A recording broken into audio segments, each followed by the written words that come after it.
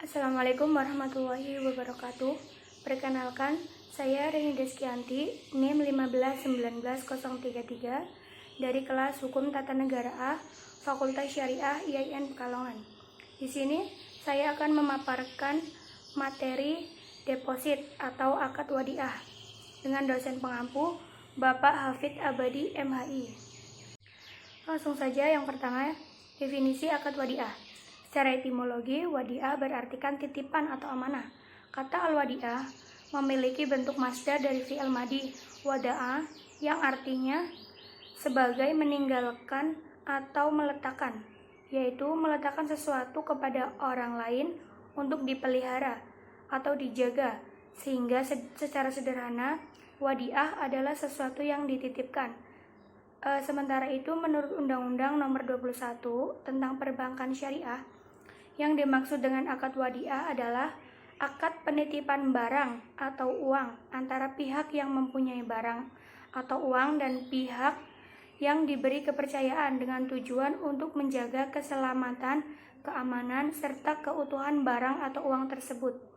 Sedangkan secara terminologi, wadiah ialah memberikan kekuasaan kepada orang lain untuk dijaga dan memelihara harta atau barangnya dengan cara terang-terangan ataupun dengan isyarat yang semakna dengan itu.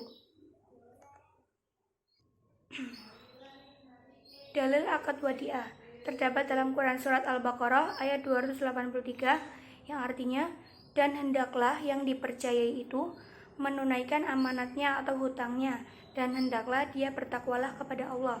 Diperkuat juga dengan hadis Nabi SAW, tunaikanlah amanah kepada orang yang mengamanahkan dirimu, dan janganlah kamu mengkhianati orang yang mengkhianatimu. Hadis riwayat Abu Daud dan Tirmizi.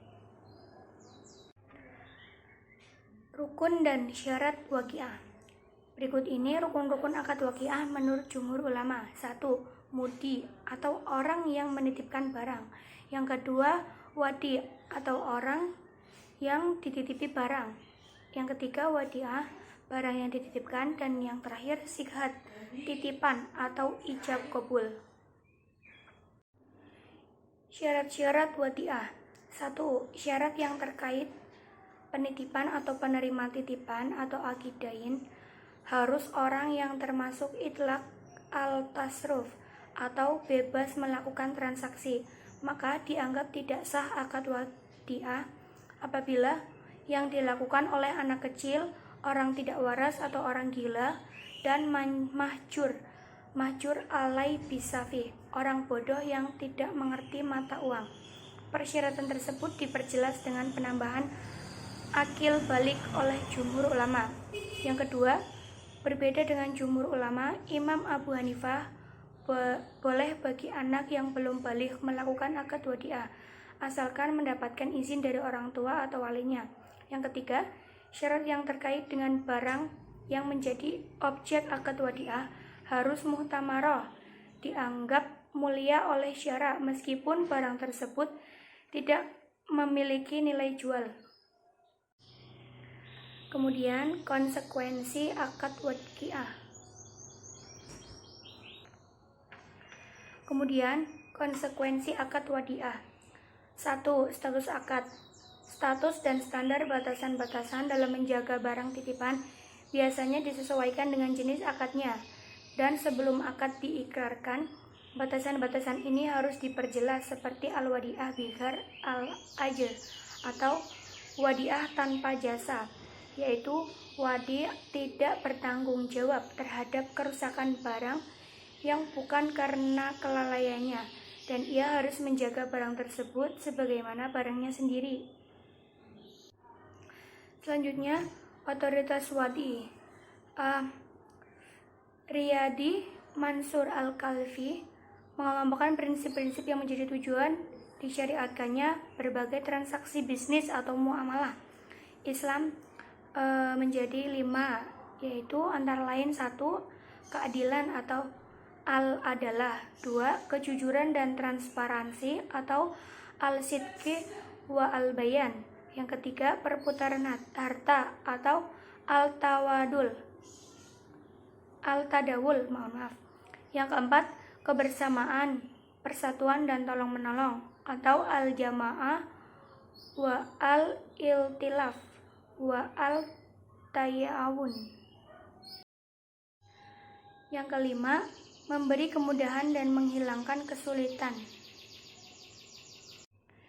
Yang terakhir yaitu perselisihan. Fikih muamalah memiliki karakteristik kesyariahan tersendiri yang berbeda dari fikih ibadah.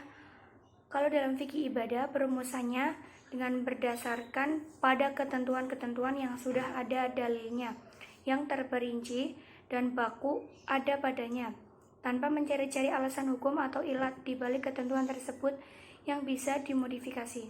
Dalam persoalan jual beli dan riba misalnya, para fuqaha merumuskan ilat hukum di balik kebolehan jual beli salam dan ilat hukum di balik pelarangan riba. Fikih muamalah menyangkut dua hal, yakni fikih atau hukum formal dan muamalah yang berarti interaksi di bidang ekonomi. Perpaduan dua hal ini termanifestasikan dalam bentuk akad atau transaksi dalam berinteraksi, baik itu berurusan dengan jual beli, utang piutang, kerjasama investasi, dan sebagainya. Kurang lebihnya saya mohon maaf. Cukup sekian, terima kasih. Wassalamualaikum warahmatullahi wabarakatuh.